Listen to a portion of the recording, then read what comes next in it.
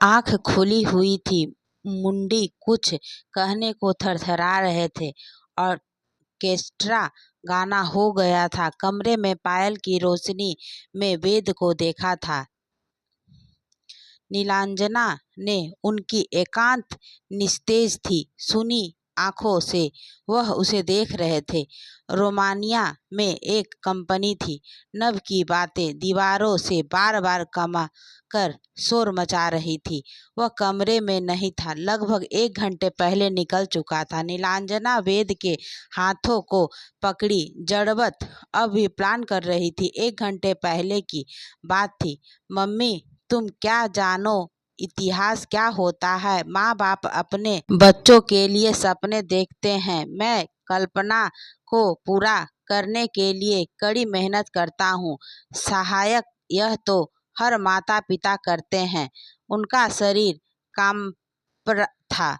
उसने जोर से दरवाजे को हैंडल को पकड़ लिया, अन्य गिर गया। जरा हमारे बारे में सोचिए। जिस समय हमें सबसे अधिक घर और आप लोगों की बर्बादी होती है, उस समय हम कहीं दूर के छात्रावास में छुट्टियां देते हैं। सारी सुख सुविधाओं में से शुरू हो गए।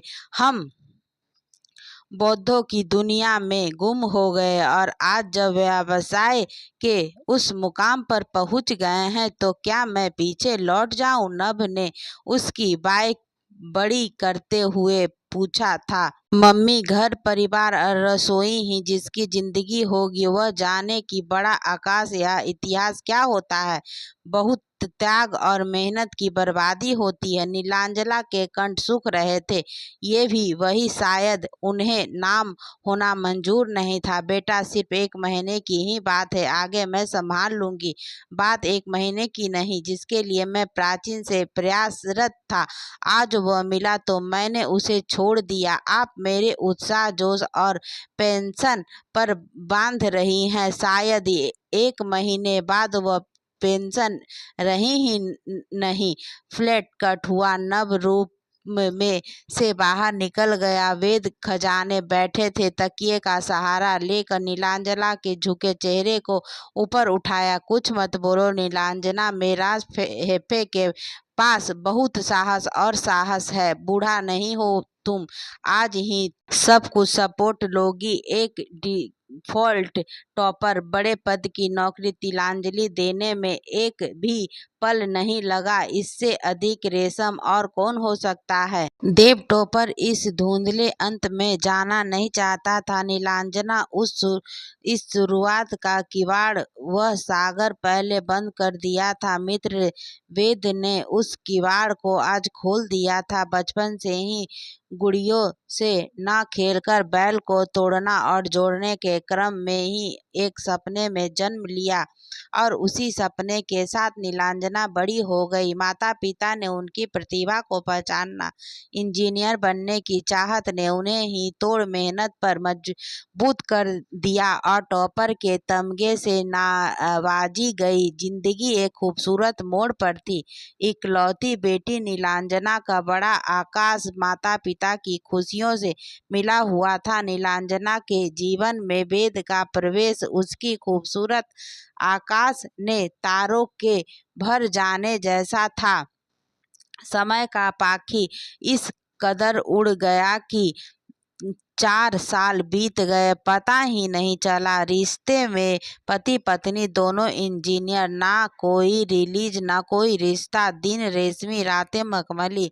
नियति को जीवन की ये परिभाषा रास नहीं आई। दिन दुनिया से बेखबर नीलांजना। एक चौंकाने वाला मामला जब उस पर बच्चे के लिए दबाव बनाया गया। उम्र निकल जाएगा, फिर आगे मुश्किल होगी। सास ने उसे बड़ी सहजता से समझाया था। उस दिन ब्लूजना की खुशी का सलाहकार नहीं था जब वह जुड़वा बच्चों की मां बनी थी। नौकरी के साथ साथ उसने बच्चों को भी सास की मदद से सहारा दिया, लेकिन जन्म से ही शरीर से कमजोर दोनों बच्चों को बार बार बीमार कर उन्हें सलाह पर मजबूर कर दिया गया। सास की भी उम्र हो गई थी। धोखा और फिर महत्व के सागर के मामले सपने का आकाश छोटा पड़ गया। उस दिन जब नीलांजला ने वेद को अपना फैसला सुनाया तो वेद की आंखें फटी रह गई। मन मस्तिष्क इसको स्वीकार करने की स्थिति में बात नहीं थी। नीलांजला, हम कोई आया रख शेयर देखने के लिए, इसमें क्या परेशानी है? और फिर माँ तो है ही। घर वापसी के बाद हम दोनों का सारा समय तो बच्चों के लिए ही होगा। रोजगार छूट की बर्बादी नहीं। 1 महीने के बाद वैसा ही भी पुरातन प्रचारक पत्र आने वाला है। इस तरह का फैसला आप कैसे ले सकते हैं? ये मेरी बर्बादी है और मैं समझ नहीं दे पा रही। नौकरों के कारण कभी भी मैं खो न दूं। नौकरी के अवसर मुझे आगे भी मिल जाएगी। अध्यापक मेरा बच्चा नहीं मिलेगा। नीलांजना के वात्सल्य की दृढ़ता ने वेद को झकझोरने पर मजबूर कर दिया। शादी के 5 साल बाद व्यंजना की जिंदगी पूरी तरह से बदल गई। स्वप्न आकर सब कुछ बदल गए। आज त्यागपत्र देते वक्त ना ही नीलांजना के हाथ कांपे थे, ना ही चेहरे पर कोई सिकन। खामोश ग्लानि, कुछ भी नहीं। नभ और नील को गोद के लिए एक सोच रही थी, और उसके बिना मेरी जिंदगी इतनी खूबसूरत हो ही नहीं सकती। ना कोई सपना, ना कोई आकाश, ना नीलांजना पूर्णतः माँ बन गई थी। डिफा टॉपर कहीं दूर निढाल स्थिर था। समय निकल गया। बच्चों के पालन पोषण, उनकी शिक्षा दीक्षा और करियर में उन्हें इस बात की शिकायत थी कि उन्हें कभी नौकरी का ख्याल ही नहीं आया। ना ही कभी उसने बच्चों के सामने इसका जिक्र किया। एक माँ को हमेशा बच्चों के सामने रखा जाता है। अपने अतीत को उसने बहुत पीछे छोड़ दिया। नीलांजला उस दिन वो स्टॉल हुई जिस दिन दोनों बच्चे ने बड़े पैमाने पर आकाश पैर रखा। आज उसे अपने आकाश से बच्चों के आकाश में विराचना अधिक अच्छा लग रहा था। पूर्ण तृप्ति से वह जमीन का आनंद ले रही थी। ऑर्गेनेल ब्लैक टेटो को सिंड्रेला आकाश कहाँ रास आया था। नीलांजना को उस दिन लगा कि नदी के बीच बिना पटवार के किसी नाव पर कारोबार हुआ है। नदी के दोनों साथियों को वह सूनी आंखों से निहार रही थी। एक तरफ वेद को हार्ट अटैक आना और दूसरी तरफ दोनों बच्चों को विदेश की बड़ी कंपनियों में गठबंधन की तलाश। मानो खुशी और दुख दोनों ने किसी साजिश के तहत एक साथ मिलकर काम किया। व्यक्ति विशेष भी सोचे में बंधे।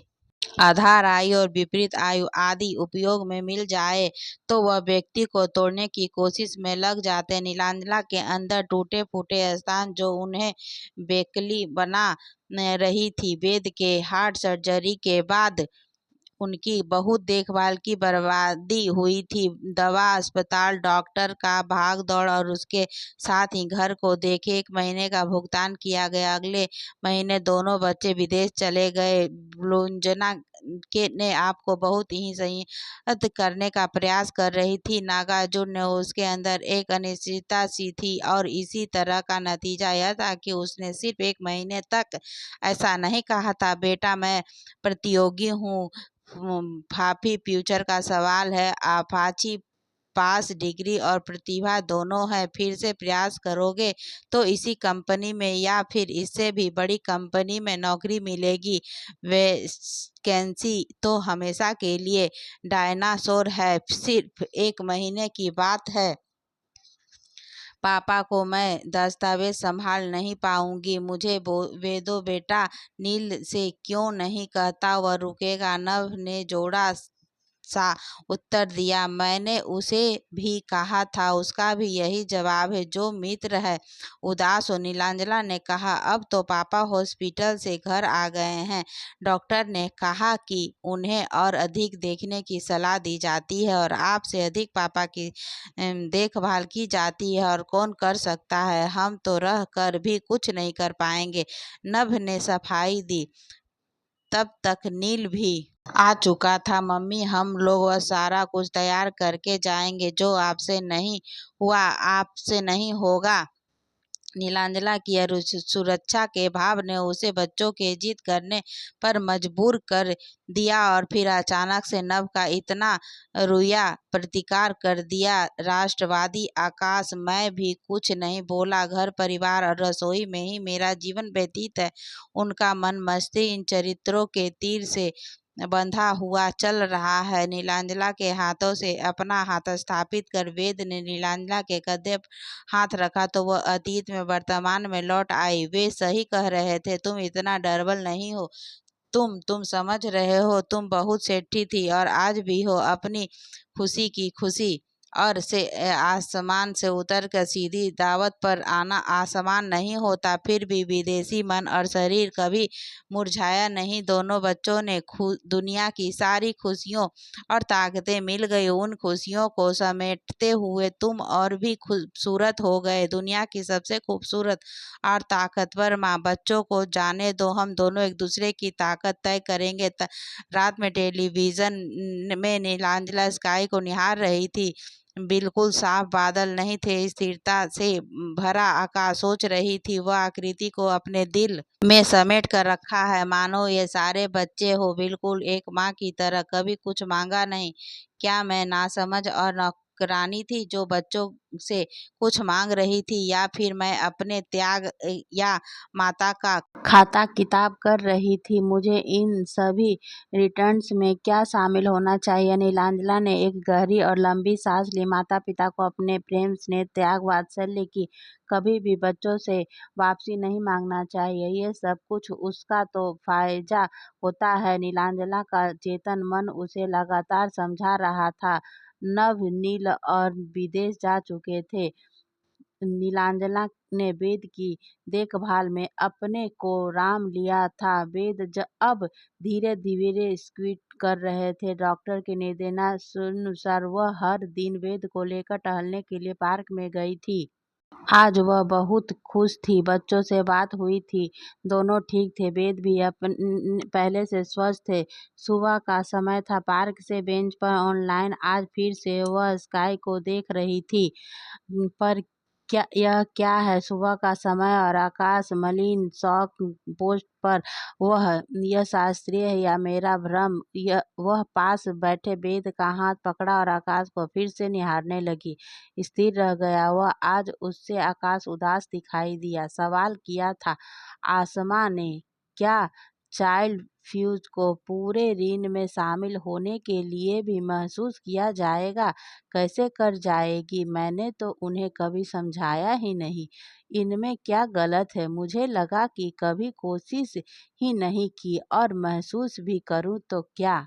मैं माँ बनी, नया मुझे जीवन मिला। बच्चे मेरे ही अंश थे। मैंने अपने ही अंशों के साथ जिया। वे मेरे ही शरीर का हिस्सा थे। अपने ही शरीर की देखभाल करती हुई मैं पल प्रतिपल आनंदित होती रही।